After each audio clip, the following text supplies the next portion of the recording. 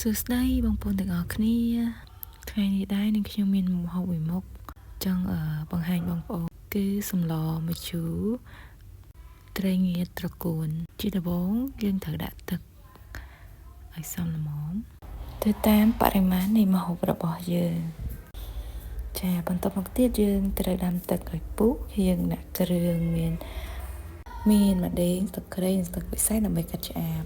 យើងមានបងប្រហុកបន្ទាប់ពីទឹកពុះហើយយើងបន្ថែមគ្រឿងបើវាចេញស្ករតាមចំណង់ចំណូលចិត្តយើងដាក់អំបិលស្លឹកអំបិលឬក៏អំបិលធំហើយចំពោះពពុះរបស់វាយើងត្រូវដួសចេញដើម្បីកុំឲ្យឆ្អាបបន្ទាប់មកទៀតយើងដាក់បន្លែត្រកួនរបស់យើងចូលចាយើងទុកបន្លែយើងឲ្យរាងស្រពោបឲ្យឆ្អិនល្មមទៅ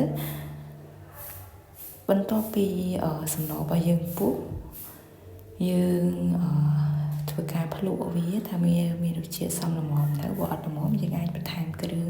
តាមចំណង់ចំណូលចិត្តរបស់យើងបានហើយចំហ៊ានចុងក្រោយនៅពេលដែលភ្លក់ល្មមហើយយើងត្រូវបង់មកអមនិងម្ទេសបន្តិចបន្តួចដើម្បីឲ្យសម្លយើងឈ្ងុយអញ្ចឹងសម្លយើងឆ្អិនហើយយើងមានទឹកត្រីម្ទេសដើម្បីញ៉ាំជាមួយឆ្ងាញ់បានឈ្ងុយឆ្ងាញ់ហើយថ្ងៃនេះមុខម្ហូបយើងមានតែប៉ុណ្្នឹងទេ